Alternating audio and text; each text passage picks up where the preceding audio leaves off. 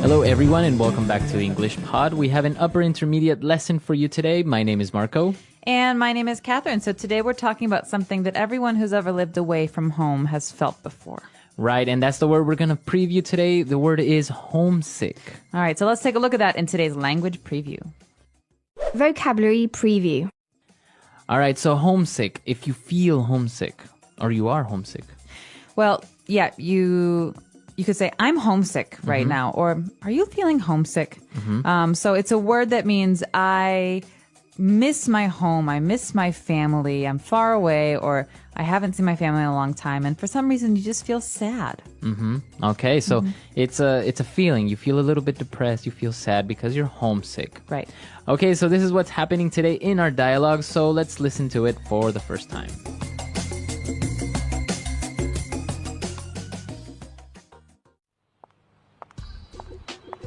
Tom, how are you? Hey, we missed you at the party last night. Are you okay? I don't know. I didn't really feel like going out. I guess I'm feeling a little homesick. Come on. We've been through this already. Look, I know the adjustment was hard when you first got here, but we agree that you were going to try and deal with it. I was. It's just that the holidays are coming up and I won't be able to go home because I can't afford the airfare. I'm just longing for some of the comforts of home, like my mom's cooking and being around my family. Yeah, it can get pretty lonely over the holidays. When I first got here, I'd get depressed and nostalgic for anything that reminded me of home. I almost let it get to me, but then I started going out, keeping myself busy, and before I knew it, I was used to it. I see what you mean, but I'm still bummed out. Okay, how does this sound? Let's get you suited up and hit the dance club tonight. I hear that an awesome DJ is playing, and there will be a lot of pretty single girls there. You know, I could really go for that. You don't mind being my wingman for tonight? Not at all. It'll be fun. It will be like a boys' night out. Well, kind of. Great! I must warn you though, whatever happens, don't let me go on a drinking binge. Trust me, it's not a pretty picture.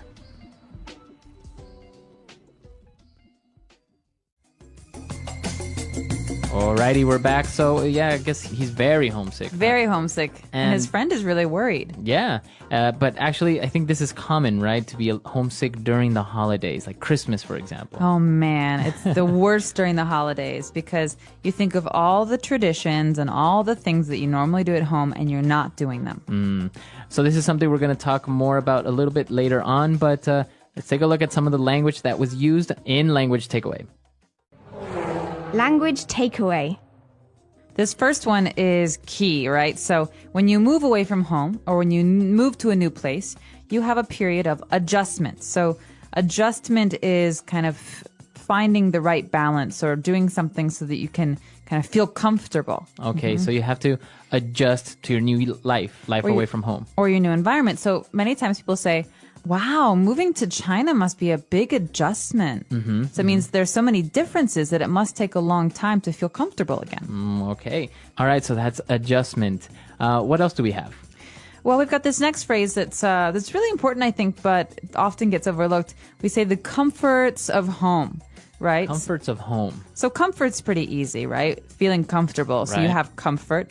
But the comforts of home are things that are different with every person. But those are things that you have at your home or your childhood home or your parents' home that make you feel good and feel happy. So they're not only physical things or objects, right? They can be like your mom's cooking or maybe even just spending time with your family. Right, or reading the newspaper with your dad or things that you're used to that you don't have anymore. And so those are the comforts of home. I could say, Marco, do you miss the comforts of home in Ecuador? I mean, do you have anything that's really... Of course. I think one of the main things is actually not living in the city because I used to live in the valley a little bit further away and kind of almost countryside. So that's one of the comforts of home that I miss. Oh, you're making me nostalgic and I've never even been. All right, well, this is our next word, actually. Right? Nostalgic. Nostalgic. It's a feeling. I'm feeling nostalgic, or he's just really nostalgic. And so to be nostalgic is to kind of think about a time before, or, think positively about something that you experienced before. So it's not usually a bad thing. It's never a bad thing. It's, Right. Nostalgia is a good, warm, fond memory of something. Of something from your past. So you start thinking of something from your past that maybe brings nice, warm feelings. Maybe a little bit sad because you miss those times, but it's usually thinking about the past. Right. So I have nostalgia for my childhood. I loved, summers in Chicago when it was hot and the kids would play in the sprinkler and I had my dog and, it's a happy feeling. Mhm. Right. So nostalgia would be the noun and nostalgic would be the adjective. Exactly. All right. And our last word for today on language takeaway is bummed out. Bummed out. Okay. I'm bummed out. We've got another feeling here, so we're all full of feelings today. Bummed out is a sad feeling. So to be bummed is kind of slang, and it means to be sad. Okay. Or disappointed. Disappointed. So you come into the office, Marco, and you look a little tired. And I said, "Are you okay? Are you bummed out about something?" I can say, yeah, I lost my wallet last night, so I'm really bummed out. Oh. Or something like that. So yeah, you feel bummed out when something bad or sad happens Right. to you. All right, so why don't we move on now to a couple of different phrases on Fluency Builder. Fluency builder. All right, this first one is something that you often say to old friends or family. When you're friends with someone, they go through periods of happiness and sadness. And so when someone's going through a down period again, you say, "Oh, we've been through this already." We've been through this already. Or, when you're giving someone advice and they never take your advice, you say, "Listen, we've been through this already. You should know by now that and then, whatever the advice So is. this has happened before, or we have experienced this before, or we already solved this problem or situation. Right. You could imagine two bank robbers who are going over their plan for the 10th time, and then the one says to the other, "Hey, we've been through this already. You All should right. know the plan by now." Exactly. All right, so we've been through this already. They were talking about the adjustments and everything. And then what other phrase did they use? Well, the next couple of phrases have to do with the friend's suggestions because she has a lot of ideas to cheer her friend up, the Okay. depressed one. And the first thing she says is, "Hey, let's hit the dance club." Okay, let's hit the dance club, or let's hit the dance floor tonight. All right, so hit in this case doesn't mean like hit. Right. It doesn't mean you're punching someone. It means to go to or to do. All right, so we can say, let's go to the dance club tonight. Let's hit the dance club. Exactly. It doesn't have to be a dance club, but let's hit that concert tonight. Yeah, I really or- want to go there. Okay, so you can hit pretty much any place, right? Exactly. And this is a very kind of spoken language, so you wouldn't say this in your essays, but it's a good way to talk about plans with friends. All right. And our next word actually is kind of interesting because it's very colloquial, and it's a wingman. I can be your Okay. wingman tonight. So wingman, you have to think about wing meaning side, not like a bird's wing. So a wing means side, and a wingman is a guy who will go with you to a bar or a club to kind of help you find a date or a girl or someone to talk to. Okay, so this person, this wingman, usually keeps you company and helps you decide maybe what girl to talk to, or maybe even introduces you to someone Right. at a club or at a restaurant or bar or whatever. And, the key is that people don't like to go alone to bars, right? Because you feel sad and then you look weird because you're all alone.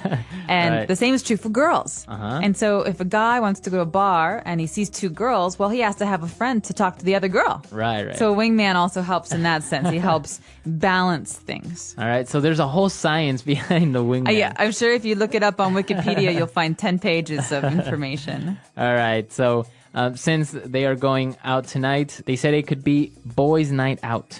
Okay, so this is another phrase you hear all the time, especially among young people. Boys' night out and girls' night out. And so, sometimes you spend a lot of time with your husband or your wife or your boyfriend or your girlfriend, and you just want to have some time with your friends. Right. And so you call this girls' night. For me, girls' night out, you just go out and you do girl things. Guys' night out, you do other things. Okay. And so in So this it's case, girls only or guys only. Boys' night out is only guys. exactly. And that's why this is funny, because it's the girl who says, "Hey, let's have boys' night out." And she's Right. not really a boy. All right, great. And, he agreed to go out and everything, but he warned her about him going on a drinking binge. Okay, now this is important. A lot of people who are depressed or sad, when they drink a lot. And so binge means to do something in excess, to do it too much. Okay, so a drinking binge would be drinking alcohol in excess, too much. Too much, so getting drunk right away. Okay. And it's not healthy, and we do not condone it. No. Right, exactly. Very good. So some very interesting phrases in this dialogue today. I think we should listen to it one more time and we'll be right back.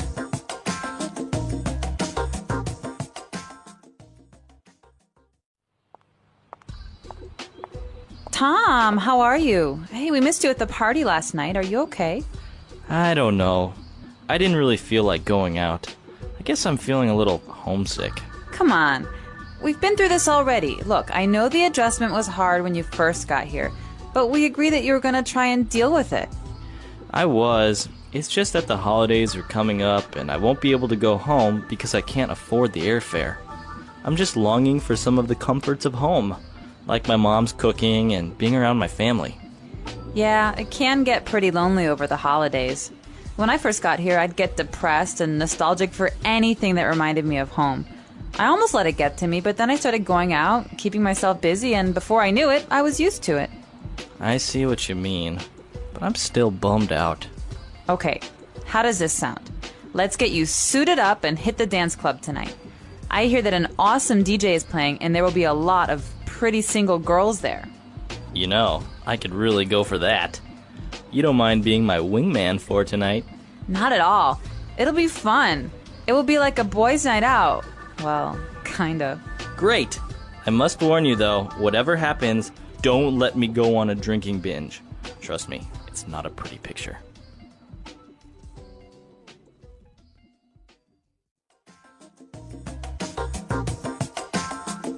All right, we're back. So speaking of homesick and holidays, do you actually get very depressed or homesick during Christmas?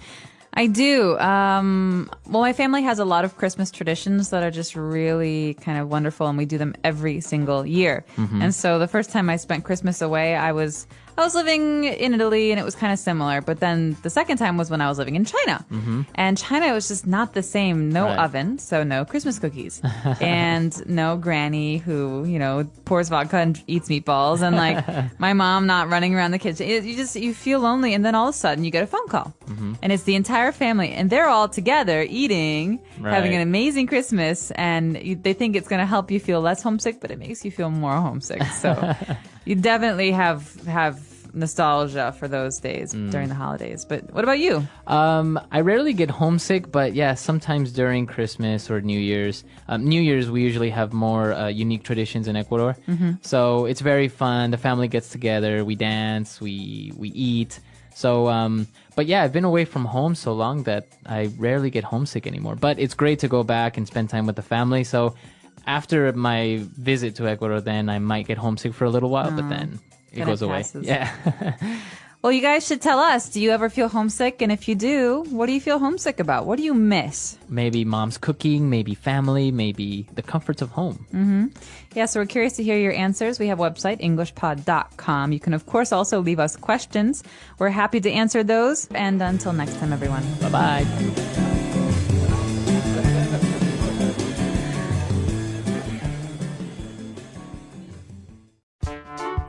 The English Pod Audio Review.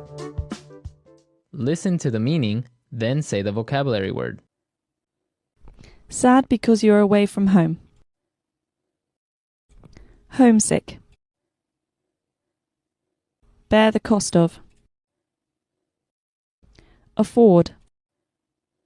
Showing a strong desire for something. Longing for. Homesick. Nostalgic. Disappointed. Bummed out. Let's try that faster. Homesick. Nostalgic. Sad because you're away from home. Homesick. Bear the cost of. Afford. Disappointed. Bummed out. Showing a strong desire for something. Longing for. Now say the word and hear it in a sentence. Homesick.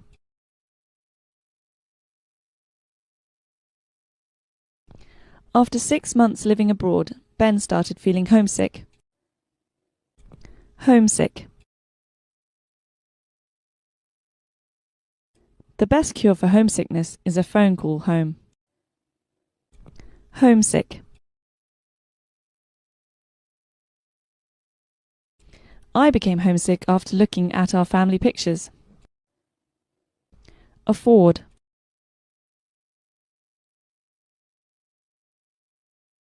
Unfortunately, I can't afford to spend money on entertainment these days.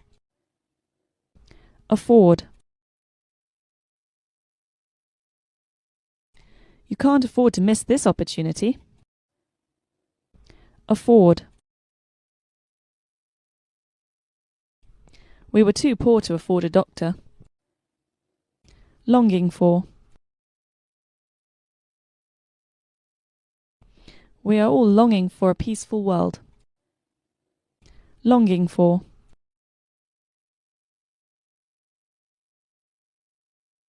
After 3 months of separation, he longed for his wife. Longing for.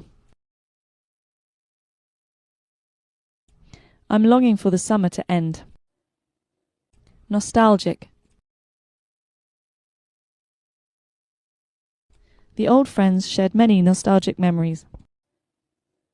Nostalgic.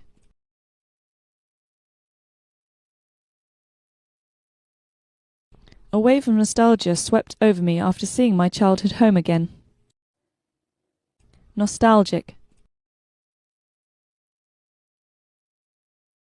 She spoke nostalgically about her school days. Bummed out. He is bummed out because his girlfriend dumped him. Bummed out.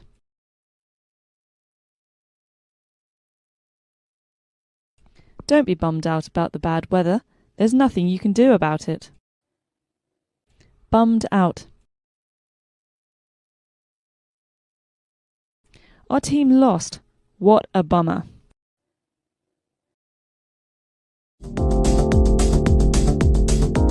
Hello, English learners. Welcome back to English Pod. My name is Marco. And I'm Erica. And we're going to be looking at our 5th episode of our famous love story. Yes, I'm sorry, I love you. Okay. Part 5. So if you haven't listened to the first 4, I suggest you go do that first because You're going to be a little bit lost. But it's getting really good. Yeah, and so good that I don't think we can even say What's going to happen next. No, we can't say what the key language is. Oh, yeah, we can't preview anything because it's we want to surprise you. Yes. But we can tell you this. What's going on? The last time we saw Veronica and Steven, they broke up, right? Right. And Veronica was with her friend and feeling really terrible, and then Steven suddenly came to sing a beautiful song. So this is continuing on that. Right. Okay. So let's listen to the dialogue, and then we'll come back and talk about some of the difficult vocabulary we might find. Honey, of course I forgive you. I love you so much. I've really missed you. I was wrong to get upset over nothing. I'm sorry I haven't called or anything, but right after you decided you wanted a break, I was up north to put out some major forest fires.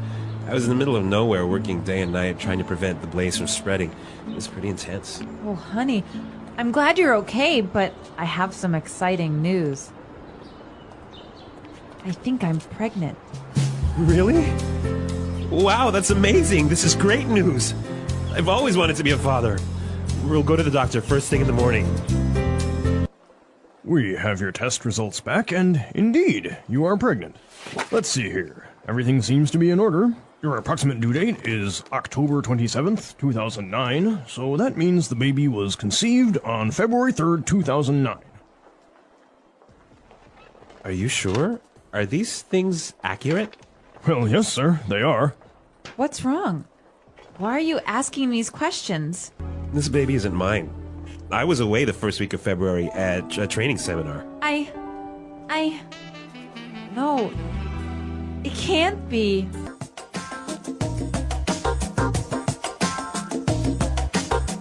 All right, so more drama in our love story. Oh my God. Things were going well, and now more bad news. Yeah. Or good news. Or good news. We're not sure yet. Yeah.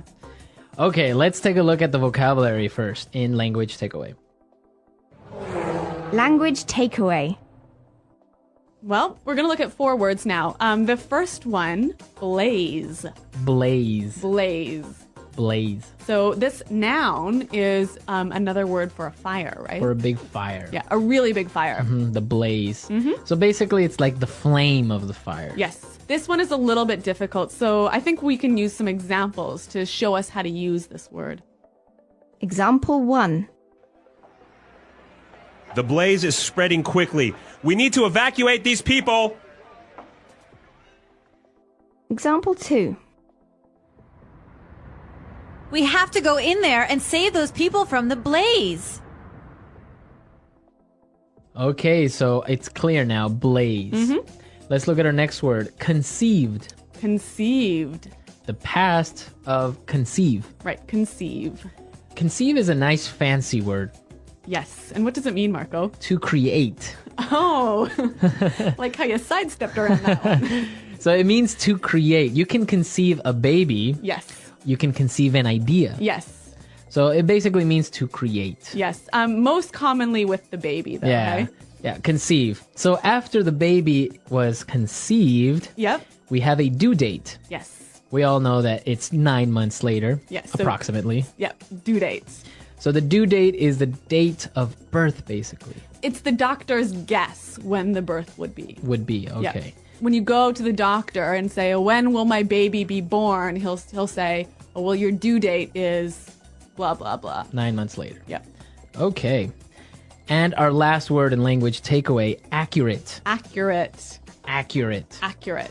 Now, the due dates aren't accurate. You're right. That means they're not 100% sure or precise. Yes. So when something is accurate, it's absolutely certain. Absolutely precise. Yes. 100%. Okay, so accurate. Let's listen to some more examples of how we can use accurate. Example 1. A blood test is the most accurate way of finding out if you're pregnant. Example 2. These reports are not accurate, John. We checked and discovered a lot of mistakes. Example 3. This new software helps us calculate costs in a very accurate way. With those examples, I think we're ready to listen to this dialogue again. This time we're going to slow it down, right? Yeah, in case you were so shocked by what happened that you couldn't follow.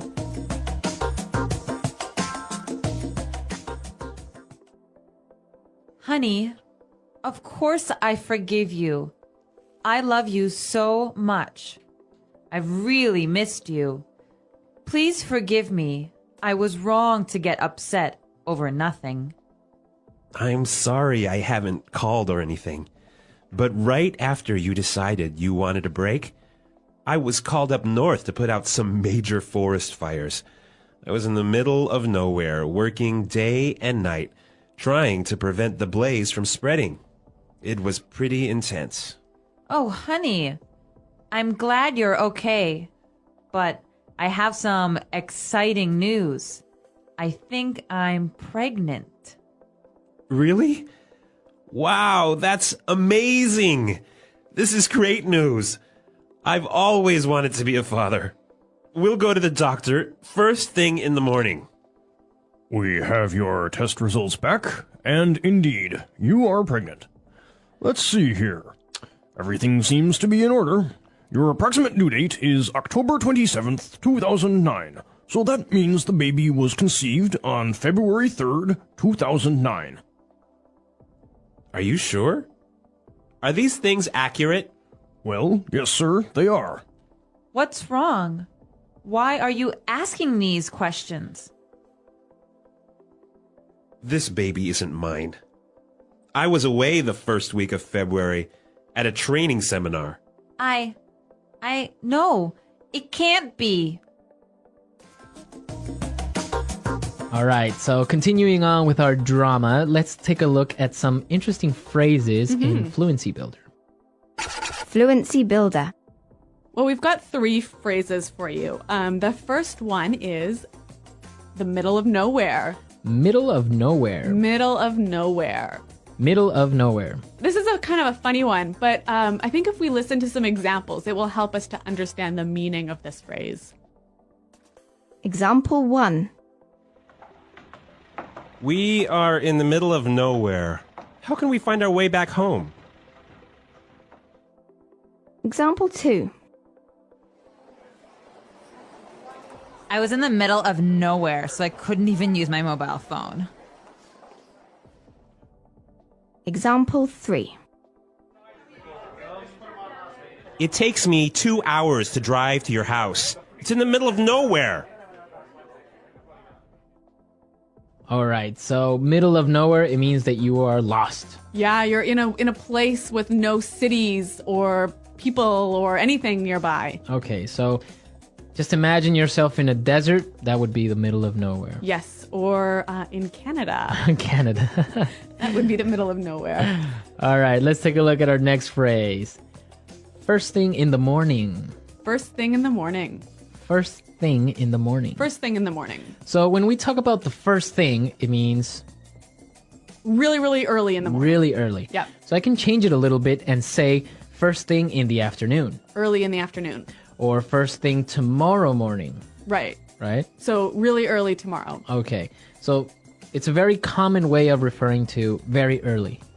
Yeah, it's not like first thing in the morning is like 6 o'clock in the morning, Right. right? But if you say, okay, I'll take care of that first thing in the morning, you'll do it right away in the morning. Right away. Right when you get to the office, for Right. example. Yeah. Okay. Let's look at our last phrase. Seems to be in order. Seems to be in order. Everything seems to be in order. So everything is okay. Everything's normal. Everything seems to be normal. Yep. Everything looks okay. Yes. So this is a very common phrase when people check your documents Yeah, or a that's report. true. Yep. They'll say, okay, all the papers seem to be in order. Very common. Yes. Good news when you're pregnant that everything seems to be in order. Exactly. Yep. Everything is normal. All right, so let's listen to this dramatic dialogue one more time, and we'll come back and talk some more. Honey, of course I forgive you. I love you so much. I've really missed you. I was wrong to get upset over nothing. I'm sorry I haven't called or anything, but right after you decided you wanted a break, I was up north to put out some major forest fires. I was in the middle of nowhere working day and night trying to prevent the blaze from spreading. It was pretty intense. Oh, honey, I'm glad you're okay, but I have some exciting news. I think I'm pregnant. Really? Wow, that's amazing. This is great news. I've always wanted to be a father. We'll go to the doctor first thing in the morning. We have your test results back, and indeed, you are pregnant. Let's see here. Everything seems to be in order. Your approximate due date is October 27th, 2009, so that means the baby was conceived on February 3rd, 2009. Are you sure? Are these things accurate? Well, yes, sir, they are. What's wrong? Why are you asking these questions? This baby isn't mine. I was away the first week of February at a training seminar. No. It can't be. Well, Marco, what do you think about this situation? What would you do if you were this guy? It's complicated. I know. I don't know what I would do. It seems like something very typical of soap operas. Yes. Well, I don't know because she didn't really deny it in the end. She didn't say no right away. Yeah, but you didn't say like, oh. Yeah, she Yeah. didn't really accept it. So Yeah. it's still a little bit difficult to see if maybe she cheated on him or Yes. something. Hey guys, what do you think? Do you think Veronica cheated on Stephen? Do you think it's his baby? Maybe it's not. Maybe the doctor is wrong. Maybe it's the doctor's baby. Maybe it's anything could happen here at English Pod. So send us your ideas and tell us, what do you think happens next? The English Pod audio review. Listen to the meaning, then say the vocabulary word. A large, strong, dangerous fire. Blaze. Far from a city or town. In the middle of nowhere. Temporary stop in a romantic relationship. Break. Early in the morning. First thing in the morning. Everything is okay. Everything is normal. Everything seems to be in order. Date when the doctor thinks the baby will be born. Due date. Be created. Conceived. Having no mistakes or errors. Accurate. An appointment to see the doctor to make sure the person is healthy. Checkup. A medical test done to see if a woman is pregnant. Pregnancy test. Early in the afternoon, before anything else. First thing in the afternoon. A place far from cities or towns. Informal. The boonies. A person whose job is to put out fires, male or female. Firefighter. Let's try that faster. An appointment to see the doctor to make sure the person is healthy. Checkup. A person whose job is to put out fires, male or female. Firefighter. A place far from cities or towns. Informal. The boonies. Everything is okay. Everything is normal. Everything seems to be in order. Far from a city or town. In the middle of nowhere. A medical test done to see if a woman is pregnant. Pregnancy test. Having no mistakes or errors. Accurate. Early in the afternoon, before anything else. First thing in the afternoon. A large, strong, dangerous fire. Blaze. Temporary stop in a romantic relationship. Break. Early in the morning. First thing in the morning. Date when the doctor thinks the baby will be born. Due date. Be created. Conceived. Now say the word and hear it in a sentence. Blaze.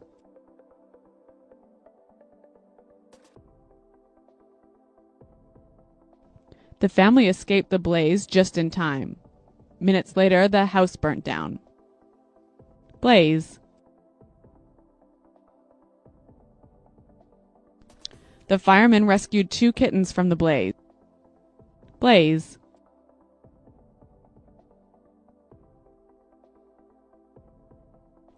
Four people were injured in the blaze after the stove caught fire. Accurate. Are you sure that your watch is accurate? Accurate. This data isn't accurate because it's 5 years old.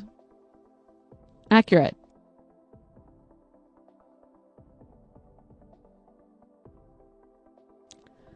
I need you to be more accurate. When exactly did this happen? In the middle of nowhere.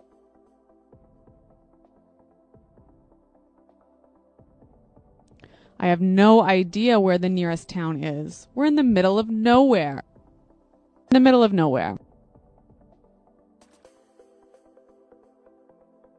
We were in the middle of nowhere when the car ran out of gas. In the middle of nowhere.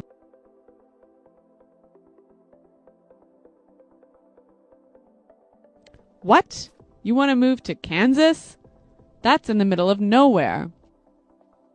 First thing in the morning.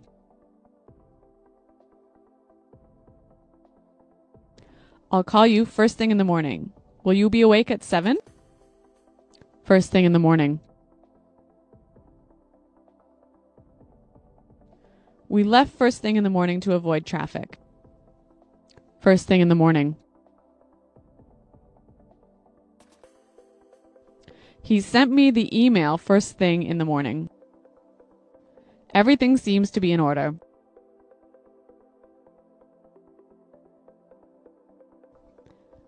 I've checked your files and everything seems to be in order.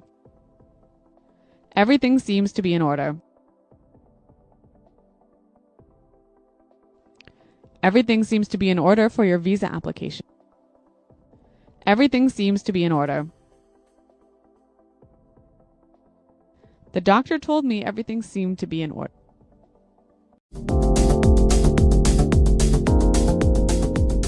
Hello, English learners. Welcome back to English Pod. My name is Marco. And my name is Catherine. And today we've got a great show for you. We're talking all about music. It's a great topic. I think everyone loves music. And, well, there's so much type of music out there. So that's what we're going to be talking about today. Exactly. So there's a little bit for everyone here. Even if you hate rock music, there might be something in it that you're going to be a fan of. Right. So before we get started on the dialogue, we have a couple of words that we want to preview. So let's take a look at them now in vocabulary preview. Vocabulary preview. All right, so this word sounds a little bit funny. It looks like it should be pronounced differently. We say genre. Genre. Or genre. So this kind of sounds French. Is it French? I think it comes from French. It's a GE word, so genre. It's a soft sound. And what's a genre? Well, a genre is like a category. So you could say genre of book or genre of music. Oh, movies also have genres, right? Yeah, they do. It's like horror movie is a genre. Okay, or action or suspense, etc. So we're going to be looking at music genres on this occasion.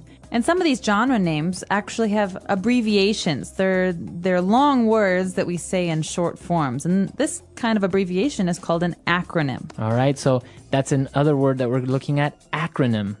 So an acronym is a short version of a long word? Yeah, usually it's just letters. Like USA is a very good acronym. It means United States of America. All right, cool. So there are some acronyms as well in music, so that's what we're going to be looking at. And many other things, I guess, like DNA is an acronym. Yeah, DNA is an acronym. UN is an acronym. All right, great. So we're going to be looking at different genres of music. So let's listen to our dialogue for the first time. We're going to listen to a game show where people have to name the song and the genre.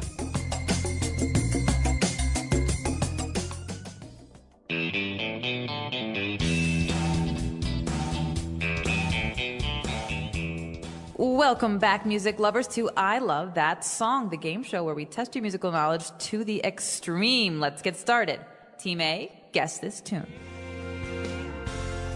I'm carrying your love with me. Carrying Your Love with Me by George Strait. The genre is country music. You're right. 100 points to Team A. Now for our next cut. All night long, let me see that thong. Song by Cisco. I believe the genre is R&B. 100 big points for Team B. For all of our viewers, the acronym R&B stands for Rhythm and Blues. On that note, DJ, play our next song. It's just the radio. Superstar by the Carpenters. And the genre? Adult contemporary? That's right, 100 points. Uh-oh, that sound means it's double or nothing. The songs are more difficult and the points are doubled. Let's hear our next song. Too easy. That song is Kingslayer by the Finnish power metal group Nightwish. You are correct. Very impressive, Team A. And it seems we have a tie. It's time now for the tiebreaker round. Each team will be played 3 songs, and they must tell us the genre of each song in less than 5 seconds. Team A, are you ready? Ready. Let's hear it.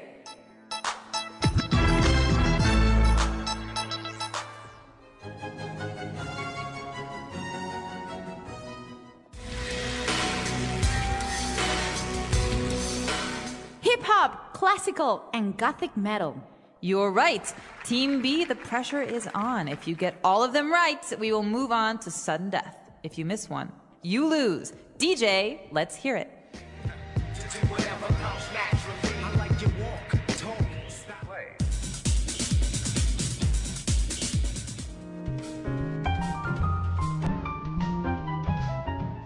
Rap, disco, and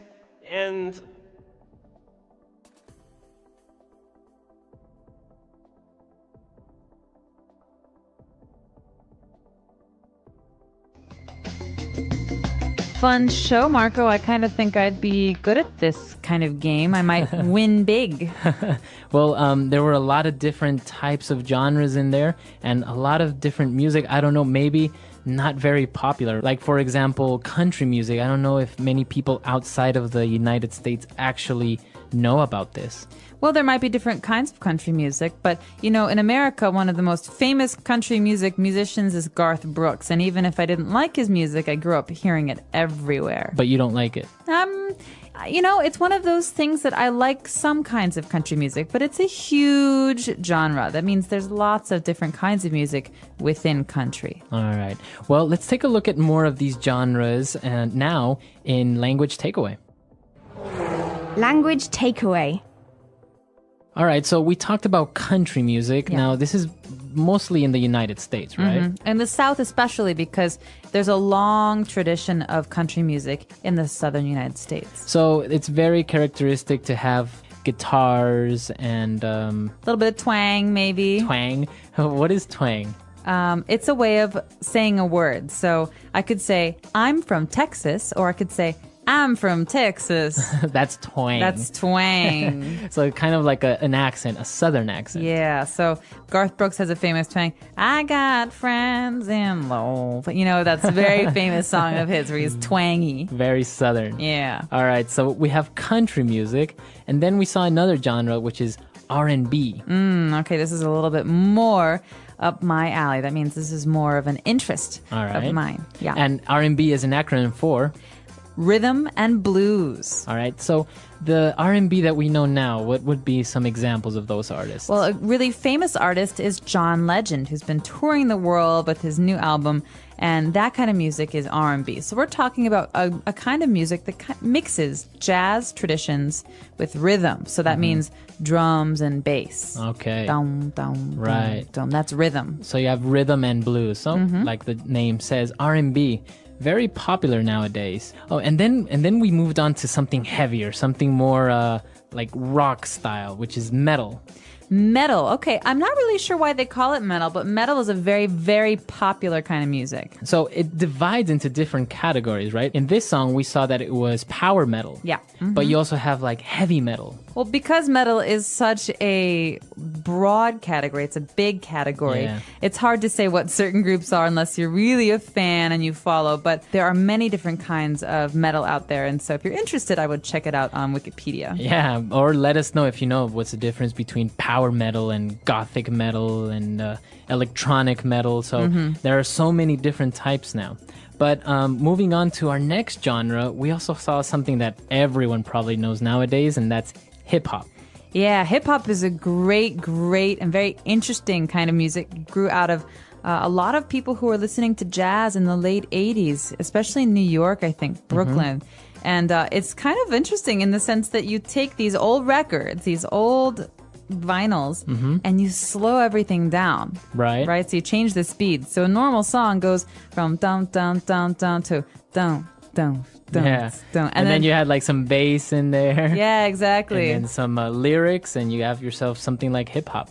So a very famous hip-hop artist nowadays would be 50 Cent. Yeah. Or, for example, also Nelly, right? Another Yeah. famous hip-hop artist. Yeah. So we have hip-hop, and, well, it's kind of similar, I don't know, very similar to rap almost. Yeah, but it's different in that the way the process for making this kind of music is quite different. Yeah, rap tends to be very lyric heavy, whereas hip hop is very beat heavy, I think. Right. So interesting. Now we've seen a lot of these different genres, but of course there's so many more that we can't really look at all of them in one single podcast. That's what our website's for. You can put your favorite music genres up on our website and practice your English. Exactly. So, well, why don't we listen to this dialogue for the second time? Let's slow it down just a little bit, and then we'll come back and look at some more phrases. Welcome back, music lovers, to I Love That Song, the game show where we test your musical knowledge to the extreme. Let's get started. Team A, guess this tune. Carrying Your Love with Me by George Strait. The genre is country music. You're right. 100 points to Team A. Now for our next cut. Thong Song by Cisco. I believe the genre is R&B. 100 big points for Team B. For all of our viewers, the acronym R&B stands for Rhythm and Blues. On that note, DJ, play our next song. Superstar by the Carpenters. And the genre? Adult contemporary? That's right, 100 points. Uh-oh, that sound means it's double or nothing. The songs are more difficult and the points are doubled. Let's hear our next song. Too Easy. That song is Kingslayer by the Finnish power metal group Nightwish. You are correct. Very impressive, Team A. And it seems we have a tie. It's time now for the tiebreaker round. Each team will be played 3 songs, and they must tell us the genre of each song in less than 5 seconds. Team A, are you ready? Ready. Let's hear it. Hip-hop, classical, and gothic metal. You're right. Team B, the pressure is on. If you get all of them right, we will move on to sudden death. If you miss one, you lose. DJ, let's hear it. Rap, disco, and... So it isn't a true English pod lesson if we don't give you a couple of phrases and words to make you sound more fluent. So that's the purpose of this next portion of our show. Fluency Builder. Okay, so the phrases that we're going to look at now on Fluency Builder are the ones that we saw in the dialogue, but we can use, of course, outside of music or outside of a game show. And there was an interesting one that he mentioned when he said double or nothing. Double or nothing. It's double or nothing. Well, this is an interesting phrase because it, I think, comes from gambling and betting. Mm-hmm. Yeah, so it's a way for us to say, well, you could double your money, but if you have a bad answer, if you lose this round, you don't get anything. Right. Yeah. So I guess, yeah, you do see a lot of people say maybe they're betting or they're playing a game. That person loses and says, okay, let's go double or nothing. So give me one more shot to win back my money. Right. So if I say, okay, Marco, you need to tell me the capital of Brazil. You have $50. If you get the answer right, you get $100. But if you get the answer wrong, you get 0. Right. That's double or nothing. All right. Interesting phrase. What else do we have? We've got a great one here called tiebreaker. So a tiebreaker. Yeah, a tiebreaker. It's a thing. And sometimes in games, some people have the same score. They have the same amount of points. So they're tied. They're tied. A tie means you have the same number. And if you want to win, you need one winner. You have to have a tiebreaker to decide. So it could be a question, or like we saw here, a tiebreaker round. Yeah. So to decide on a winner. And this is all or nothing because if you get the answer right, you win. If you don't, you lose. It doesn't matter if you were tied before. Right. All right, a tiebreaker. And we have one more phrase, and this one is really interesting. The pressure is on. So if I say the pressure is on, it almost sounds painful. Yeah, it does. Well, does it mean that I am being pressured, or what is this? Well, so it's a good question. The important thing to look at here is the word on, because pressure has this kind of companion word to put pressure on something or to put pressure on someone. And so it's the way we say it in English, and it means that you're going to really take things seriously from this point on. Okay. Right? So, for example, the Chicago Bulls were at the peak, the height of their fame, and they were just a wonderful team. And oftentimes, you'd hear the announcers say, there's 5 seconds left on the clock. The pressure is on Michael Jordan to win the game. All right. So the opportunity for the team to win all depended on Michael Jordan. Right, so the pressure, all of this stuff is on him, his shoulders, so he has to score the point to win the game. Okay. This is a very interesting phrase. Why don't we take a look at some other examples of how we could use the pressure is on? Example 1. Carl is really stressed out lately. The pressure of the entire project is on him since his promotion. Example 2. The pressure is on the president to guide his country out of the recession. Example 3. The pressure is on our entire team to successfully come up with a new product for the Asian market within a month. All right, great examples, great phrases. I think it's pretty clear now, right? It is, and to make sure that we understood the whole dialogue, I think we should take another listen to it at a normal speed. And when we come back, we'll be talking a little bit more about one of my favorite topics, music.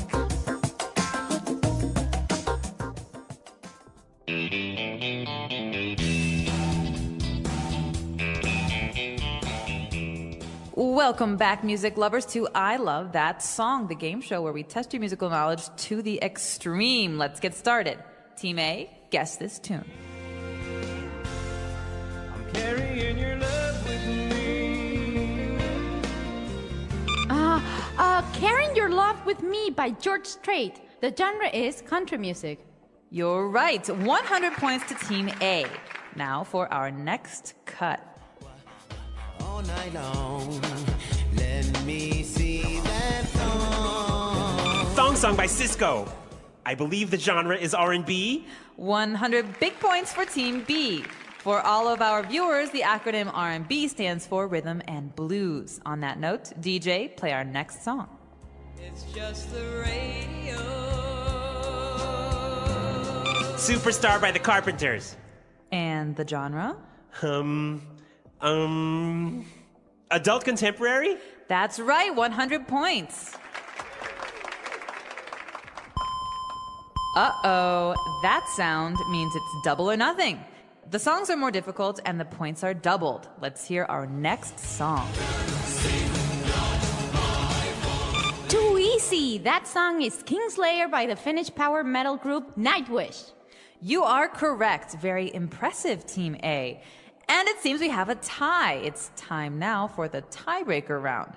Each team will be played 3 songs, and they must tell us the genre of each song in less than 5 seconds. Team A, are you ready? Ready. Let's hear it.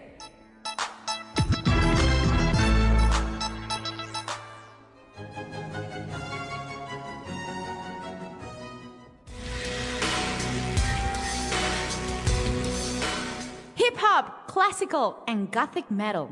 You're right. Team B, the pressure is on. If you get all of them right, we will move on to sudden death. If you miss one, you lose. DJ, let's hear it.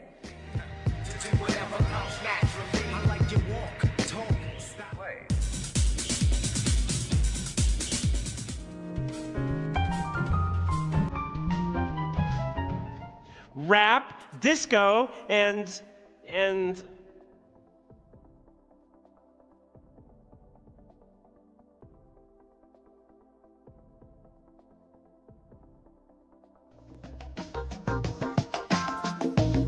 All right, so we have music, different music genres. Which one are you mostly into? As a hard question, I have very different interests. I like classical music. I also like jazz, but I also like rock, and I also like R&B. So it really I guess it depends on your mood, huh? Absolutely. Now, they say that music does really influence people's moods. They did a study, some doctors in America did a study to see if heart patients, people who have heart problems, could be positively affected by music. And the results said that yes, it can be helpful. Oh, really? Mm-hmm. So maybe it helps them relax or... Yeah, it says if you're listening to the radio and a song that you like comes on the radio, you hear this song, your heart pumps more oxygen to your brain. Wow. So it means it actually makes you happier. Wow. Mm-hmm. What about when they play music for unborn babies? Like they'll put little headphones on the mother's belly and they'll play like classical music because supposedly it'll make the baby smart. It's or like baby Mozart or something. Yeah, exactly. What do you think about that? I don't know. I think talking to kids and giving them books when they're little probably helps a little bit more, but I'm not a doctor, so that I can't say. Well, many people do argue now that they don't make music like they used to. I guess they say that, music that was made before, the lyrics were more profound. They were real musicians that were composers and they wrote lyrics. But now you just get a lot of temporary music that doesn't really transcend into the future. What do you think? I totally disagree. I think the last 10 years have seen a really amazing growth in the music industry because more people are communicating. The internet allows us to hear all sorts of things from all over the world. And so we have great musicians who can listen to music from Mali and they can listen to music from India, and they have all these different influences that were not there before. And so I think it's the opposite. I think a lot of new pathways in music have opened up because of the technology revolution. Wow, interesting. Well, what do you guys think? Listeners, come to our website, englishpod.com. Leave your questions and comments and tell us what you think. Do you think maybe music has become better in the last decade, or do you think maybe it's not so good? Well, you do have bad artists, right? You always have bad artists. Yeah. It's the bad ones, they fade into history. You never hear from them again. So the power of music. Music is a gift.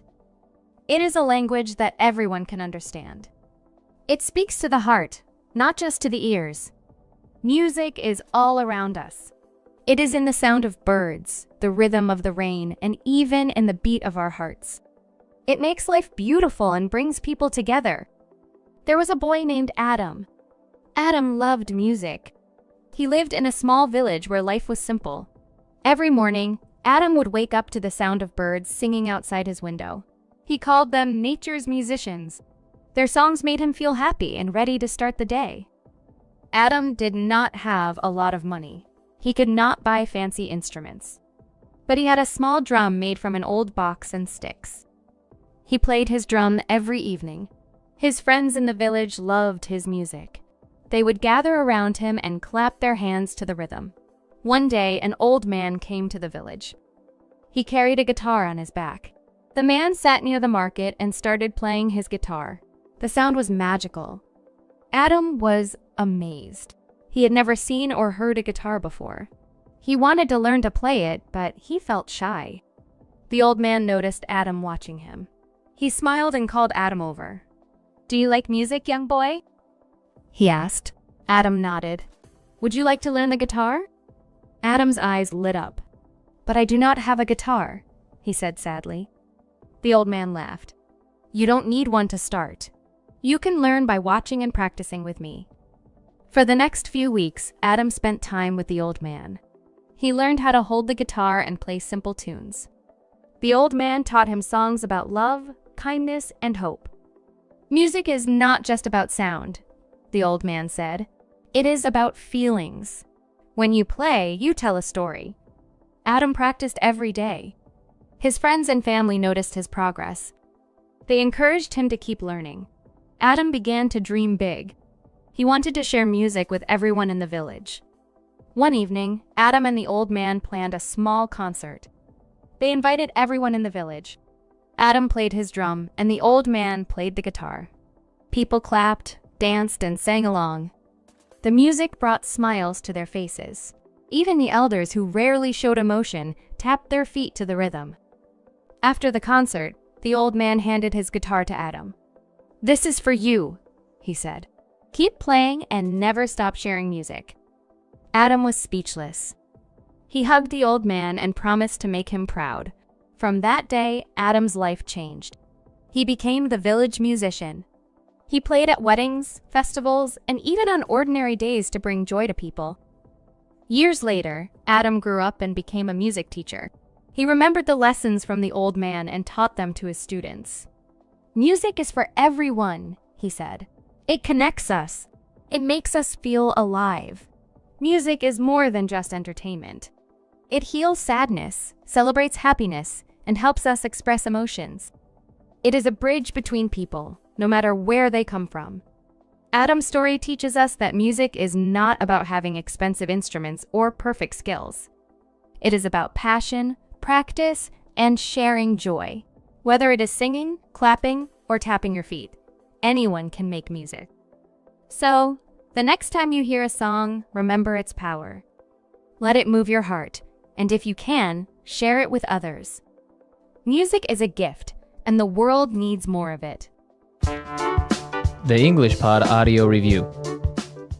Listen to the meaning, then say the vocabulary word. A kind of literary or artistic work. Genre. When a person pretends to play the guitar when listening to music. Air guitar. Abbreviations. Acronym. To sing without any instruments or music. A cappella. Extra time to determine a winner after a tie. Sudden death. A demand by an audience for an additional performance at the end of a concert. Encore. The outcome or result depends on you. The pressure is on. A part of a song repeated after each verse. Chorus. A person or thing that gains wide appeal or fame. Hit. Used when you want to bet twice as much. Double or nothing. Let's try that faster. To sing without any instruments or music. A cappella. A part of a song repeated after each verse. Chorus. Extra time to determine a winner after a tie. Sudden death. A kind of literary or artistic work. Genre. When a person pretends to play the guitar when listening to music. Air guitar. A demand by an audience for an additional performance at the end of a concert. Encore. A person or thing that gains wide appeal or fame. Hit. The outcome or result depends on you. The pressure is on. Abbreviations. Acronym. Used when you want to bet twice as much. Double or nothing. Now say the word and hear it in a sentence. Genre.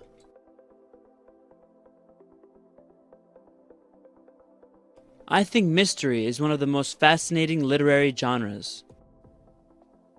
Genre.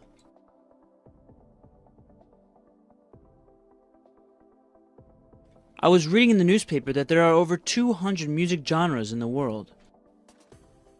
Genre.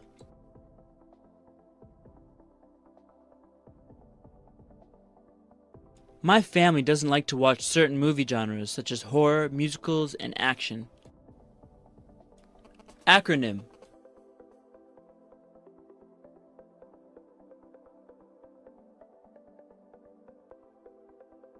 Did you know that LASER is the acronym for light amplification by the stimulated emission of radiation? Acronym.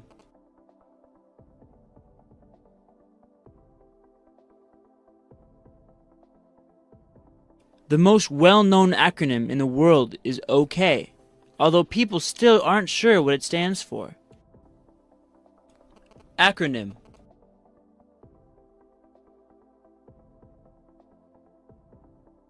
ATM is a well-known acronym for Automatic Teller Machine. The pressure is on. The pressure is on the president to guide his country out of the recession. The pressure is on.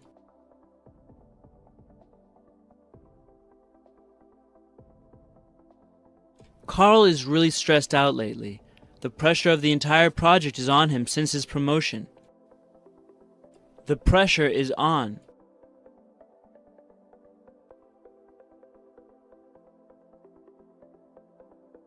The pressure is on our entire team to successfully come up with a new product for the Asian market within a month. Sudden death.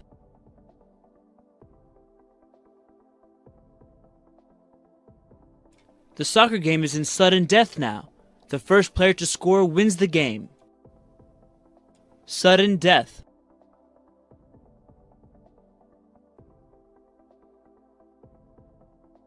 We went out to a bar last night to watch the football game. The winner was decided by sudden death. Sudden death.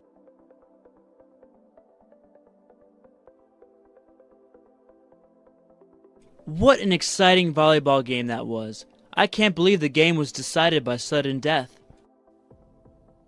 Double or nothing.